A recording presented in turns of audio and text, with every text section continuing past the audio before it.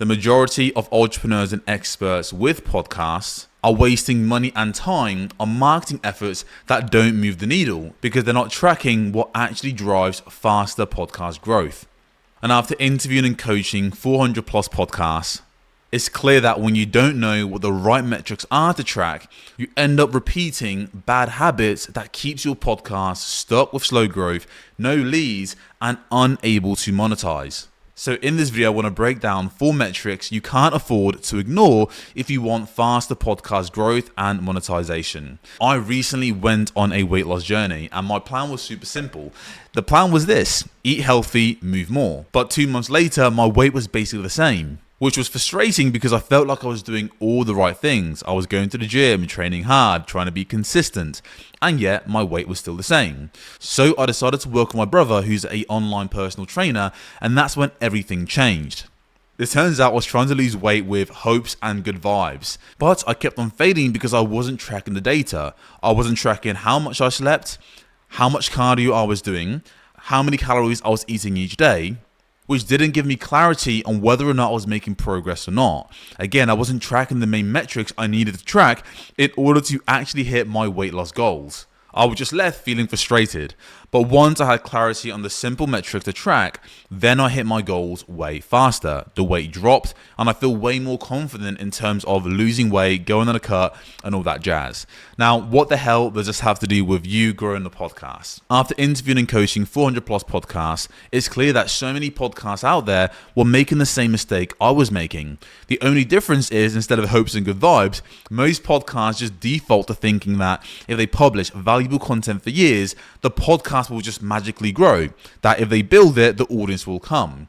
Yeah, 1, 2, maybe even 3 years down the line, they're stuck with a slow growth show that isn't generating them any leads or monetization. And you might be in that exact same situation.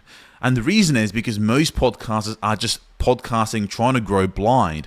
They're doing random marketing activities without knowing how to test if that's actually working. But the issue is, if you don't know what the right metrics are to track, you end up repeating bad habits that kills your podcast growth without you knowing it. And for me, that looked like using cooking oil I thought was healthy until I realized it had 5 times more calories and fats compared to other products. Because I wasn't tracking the data, I end up sabotaging my progress without even realizing it. And for podcasters, it looks like posting on social media without knowing whether or not that's working. It looks like covering different content on their show without knowing whether or not the content is performing well or not. Essentially doing what feels right, but not knowing whether or not it drives faster growth for their shows. And the main reason why this happens is because you're not really measuring what's working and what's not. You just default to doing stuff because you're busy, spinning tons of different plays, and hoping that, again, providing value and being consistent will grow your show. But of course, that doesn't work. Now, when I do speak to podcasters, everyone knows that data and analytics are super important. However, most podcasters don't really know where to focus their attention. They don't really know what metrics they should be tracking and how to make decisions based on those metrics. Here are the 4 main metrics to track in order to blow up your podcast growth and sales. So metric number 1, this one's going to blow your mind. This is simply your downloads per episode. But specifically, how many downloads does your podcast get within the first 7 days of you releasing a new episode?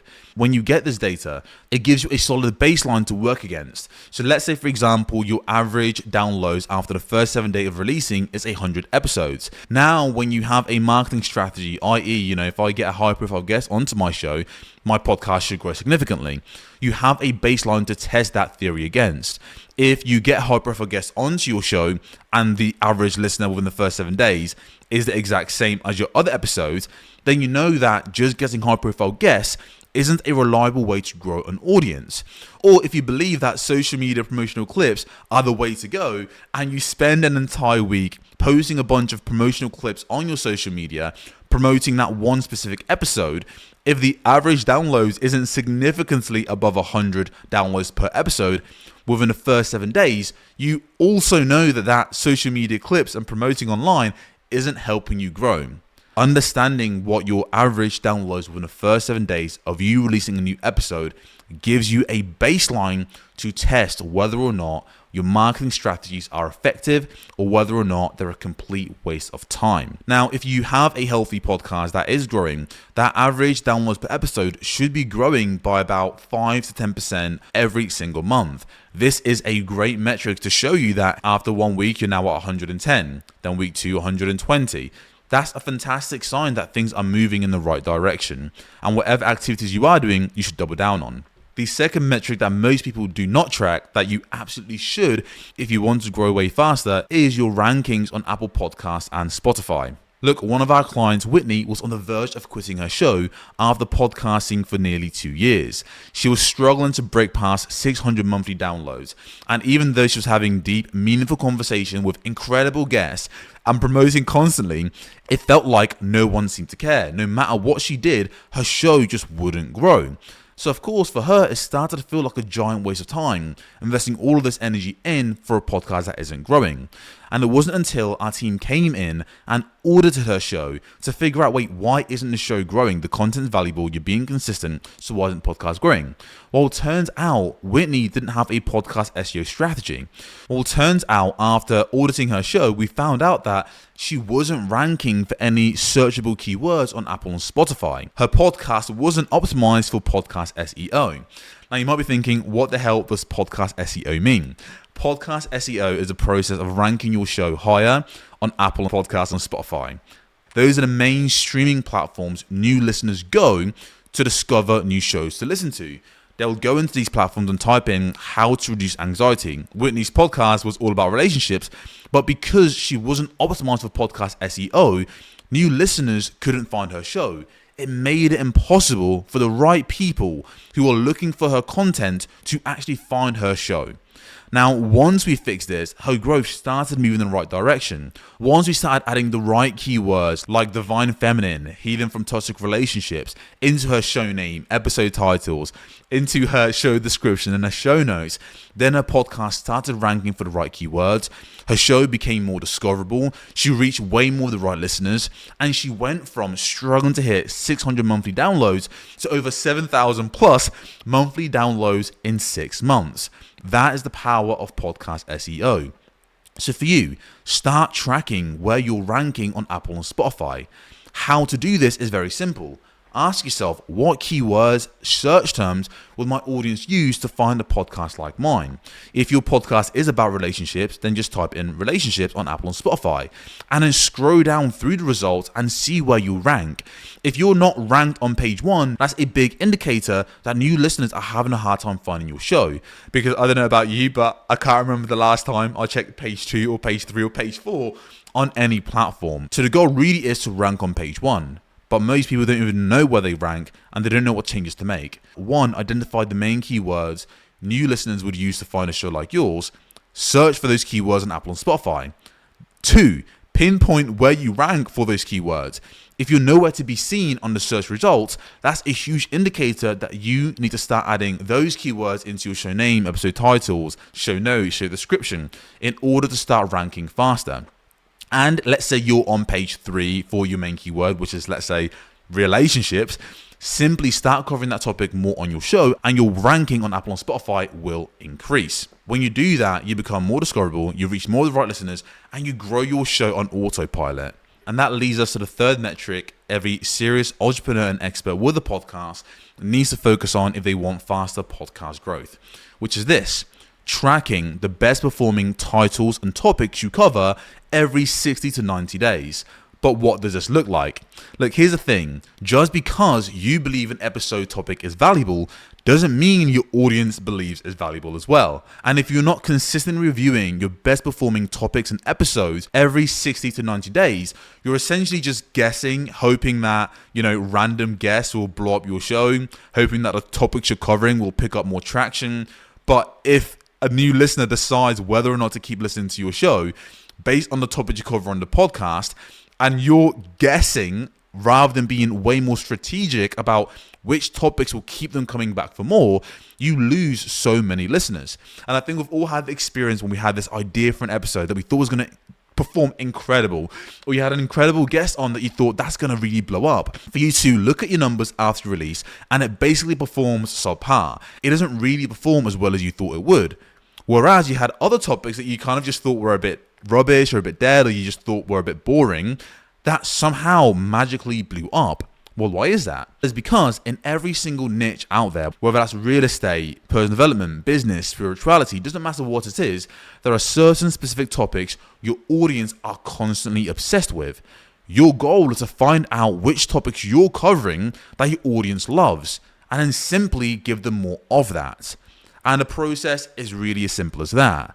Step number 1, schedule in every single 60 to 90 days to look at your top 4 best performing episodes. Step number 2, once you've identified those top performing episodes, ask yourself the very simple question, what are the other ways and angles I can attack this topic? How can I cover this topic more on my podcast? For example, we know a topic that audience loves is podcast SEO. So for us, we cover that topic in various ways. 7 deadly sins when it comes to podcast SEO. Podcast SEO masterclass, things you shouldn't miss. How podcast SEO is changing and what you need to know about it.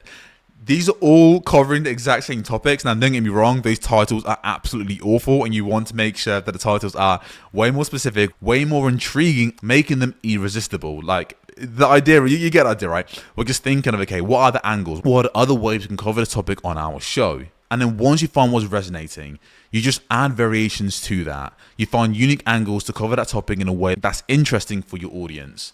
And by nature of that, you stop wasting time on topics that don't allow your show to pick up more traction. You focus way more and double down on what's proven to work and eliminates what's no longer serving you when it comes to growing your show. This is how you become way more methodical about the growth of your podcast, way more strategic, rather than just hoping and guessing that consistency, valuable content, high-profile guests, and posting on social media will grow your show. You become way more intentional and way more methodical.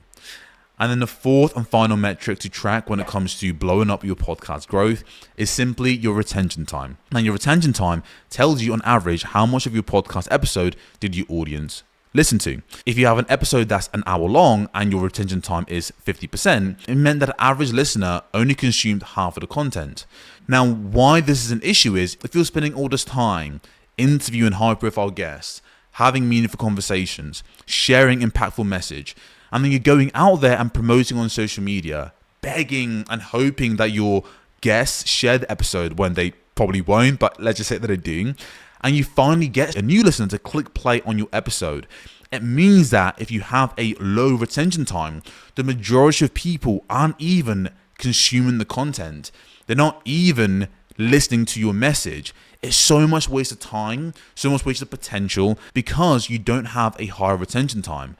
Now, here's the thing. Most podcasters, and the likelihood is maybe you're not even sure how to find your retention time. Maybe you didn't even realize you could look at your retention time, which is also known as your completion rate. Means, again, you're just kind of guessing that the content you're putting out there is good. That's keeping people engaged. So how can you find out what your retention time is? Well, you can go to Apple Podcast Connect. You can connect your podcast. Then you can go to the analytics tabs within Apple Podcast Connect, and you can look at your consumption rate, which is your retention time, your completion rate. It goes by various different names. The point is you can then have a look at that. But what is a good average retention time? 70 to 80%. That's a good signal that the quality of your content is good. People are clicking play. They're listening, they're enjoying it. It means they are way more likely to keep listening to future content. But if a new listener comes in and they don't get halfway through your podcast, meaning you have a 50% or below retention time, that sends a bad signal to them. They've had a bad experience and they're going to ignore all future content because they associate your podcast as something that's low quality. And the other side of this is when it comes to ranking your podcast high on Apple and Spotify, their entire goal is to keep users on their platform. Now, if your retention time is super low and people are clicking play and not listening, it sends a bad signal to them. Why would they promote your podcast and rank you higher when your episodes aren't keeping listeners engaged? And of course, the obvious thing about not keeping listeners engaged as well is if people don't take the value, binge your content, they're not going to be nurtured, they won't build a like, know, and trust, and they definitely won't buy your stuff or take the next step to join your community, join your newsletter, or whatever action you want them to take. But once you fix your retention time, your marketing efforts become way more effective, way more people enjoy your show, your reviews will go up, and people keep listening to your show. And more importantly, they'll actually be willing to buy your stuff because they've built the like, know, and trust. So look, there you have it. Those are the 4 metrics you can't afford to ignore as an entrepreneur and expert who's trying to grow your podcast. Number 1, your average downloads per episode within the first 7 days of releasing. Number 2, where are you ranking when it comes to Apple and Spotify? Number 3, your best performing episodes every 60 to 90 days. And number 4, your average podcast retention time. Look, if you have been working hard on your show for years and you're genuinely having an amazing conversation, which like it is, you are, when we work with clients, it's not like they've got crap shows and having like terrible fluffy conversations. It's never that. And that's never the reason why the show isn't growing.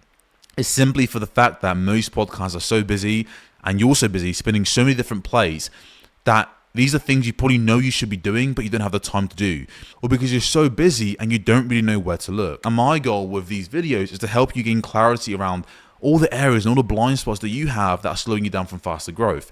And then just giving you very simple steps and solutions that you can take in order to fix them. So that being said, if you have any questions, leave a comment down below. And if you enjoyed this, be sure to subscribe to this video. My name is Anthony Maneri. You've been absolutely fantastic. I'll catch you in the next video. Peace.